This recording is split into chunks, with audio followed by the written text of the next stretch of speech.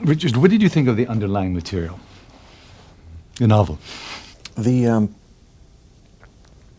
never read one of his books before, and I'd seen a couple of the films, and I especially liked Notebook. I thought it was a wonderful, honest and emotional movie, and not easy to do those kind of things. I thought there was potential with this, to be honest, but it had to be very adult.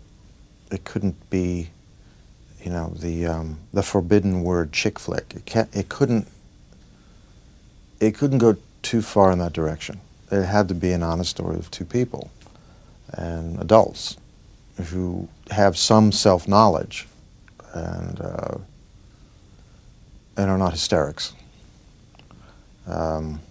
who are capable and skillful and function in the world. And in telling that story, I thought we could do something that maybe surprised us in the process. When we meet Paul, what's going on in his life?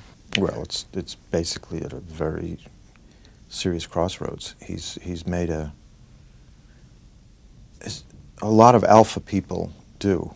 He's made a decision to be really good in one area of his life. And his agreement with himself was that he would be the best surgeon, the best doctor. And he's a very good doctor. And he found recently that he had a flaw, he had a failure, and I think it crushed him. And I think that's the subtext of almost everything for him in the story, is that he wasn't as good as he thought he was. And there is a fatal flaw in him. He's well aware that he hasn't been a great husband nor a great father, but I think he's felt, because of his commitment to helping others, being a great doctor, that it compensated for that. And I think he's evaluating all those issues right now. So would you say that both characters are at crossroads when we meet them? Yeah, I think strangely he's probably farther into the crossroads. I mean, his marriage is over. His house is sold.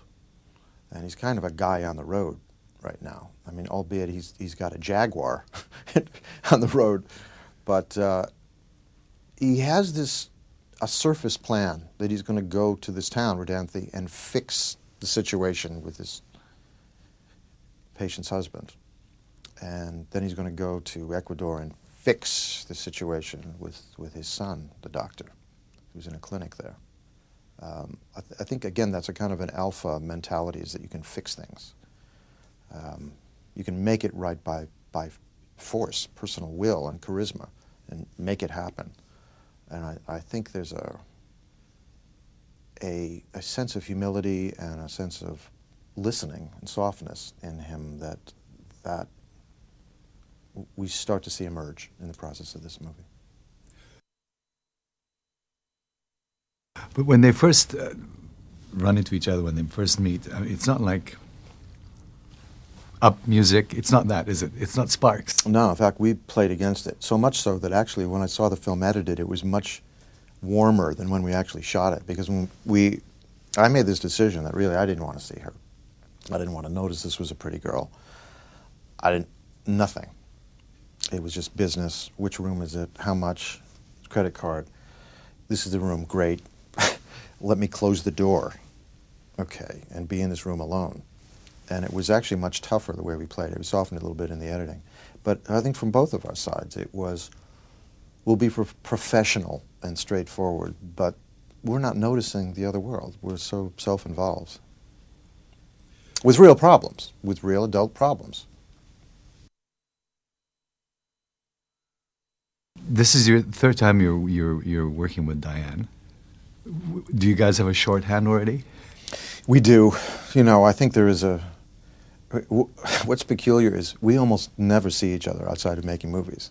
We talk maybe twice a year, Christmas cards, and that's about it. But I think the positive nature of the working relationship we've had, and a kind of a generous feeling towards each other, a basic goodwill towards each other, and a wanting the other to succeed in life. I mean, it certainly made it easier for us to work together, but also want to be around each other. You know, you've been working with each other since so many years.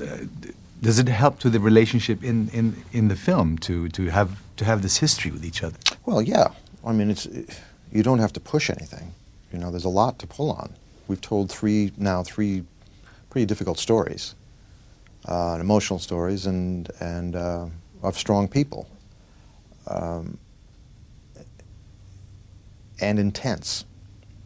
And I think that's something we can draw on. But I think, I was talking about it the other day, I think probably Diane and I have had many lifetimes previously that we've known each other. Because there was, from the very beginning, an affinity between us, a sense of knowing, which I think has been there in all the work we've done together.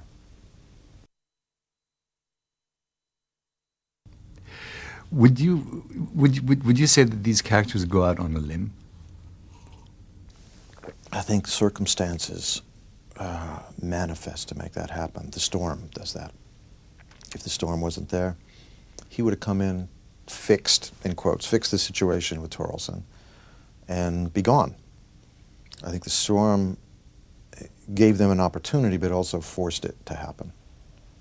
And I think that's, again, one of the archetypal things in this kind of storytelling, if it hadn't been for the storm. You know, when the other movie we made, Unfaithful, if the wind hadn't been blowing that day, you know, and she hadn't dropped her things and the guy picked them up, that story wouldn't have happened. But there are kind of eternal, larger forces that make stories happen.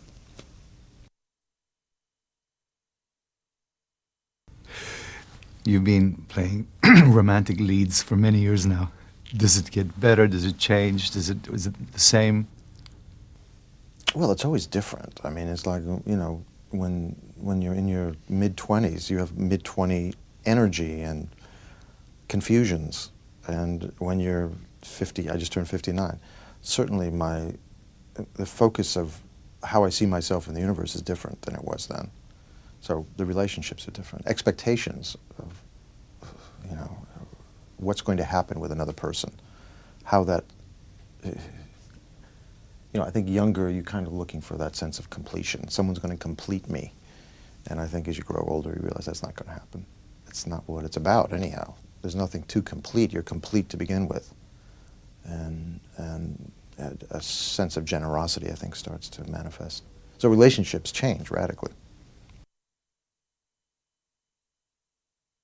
One last question. The location. How important is this location, this amazing location? Well, we knew from the beginning that this was going to be a major character in the film. You know, as important and major as Diane and myself in the story. And there was a lot of drama about finding this right house and where would we have to go to find this perfect place. And they actually found it in Rodanthe. It was right on the edge of Rodanthe.